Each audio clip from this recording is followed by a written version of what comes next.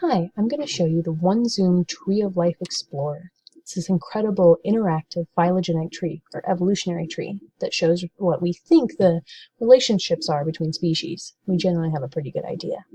They took 1.8 million known species and arranged them into this website.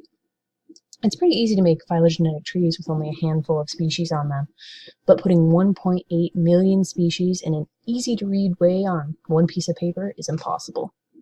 It's called OneZoom because pretty much all you have to do to use it is zoom. You can zoom in using the plus button, you can zoom out using the minus button, or you can use the scroll wheel on your mouse to zoom in and out. You can also pinch to zoom in or out if you have a touchscreen. So here's the big tree. If you go to the three little bars in the top left corner, hover over it, brings up a menu. You can go to How to Use to find out more features or refresh yourself about how to use the tree. About this tree talks about the people that made it and how and why they made it. The data sources are where they cite all of the information that they got about the species, their relationships, the pictures, more. You go to Settings and then Tree Shape. There are 4 choices here for how to display the information. It's all the same, it's just different ways for you to look at it. So pick the one that you like best.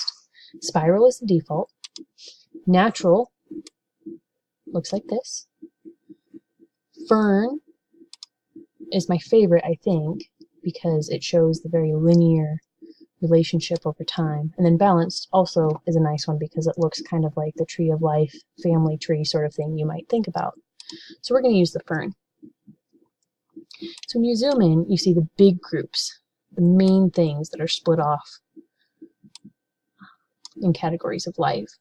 And as you go down, you see more and more groups show up. The leaves are all color-coded based on the endangered status of the species. Green leaves are the ones that are totally fine. There's no worries whatsoever about them going extinct anytime soon.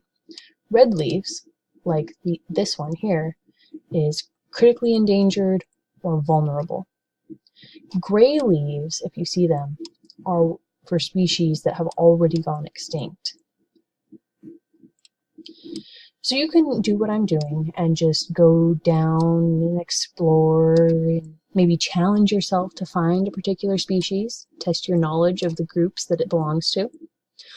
Or you can go to the hourglass and search the tree for either a group, like the mammals, or the green plants, like other people like to do. Or you can search for a specific species. Maybe the gray fox is your favorite species. You search for that, it brings you to its leaf. And so you can see its name, its conservation status, and its closest relatives. Apparently, for the gray fox, it's very closely related to the island fox. Gray foxes are related very closely to the true foxes. Then you can zoom out to see how it's related to other animals. So there's the foxes, and they're in the group with the dogs and wolves, dog-like carnivores, horses. So everything's all related, and this is a really great way to explore and see what the relationships are, as far as we know.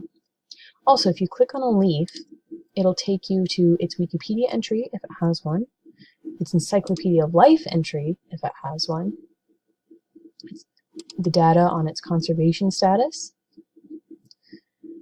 and more information about genetics. It's probably not going to be very useful to you, but it's there. And then people can sponsor leaves, get their name on them.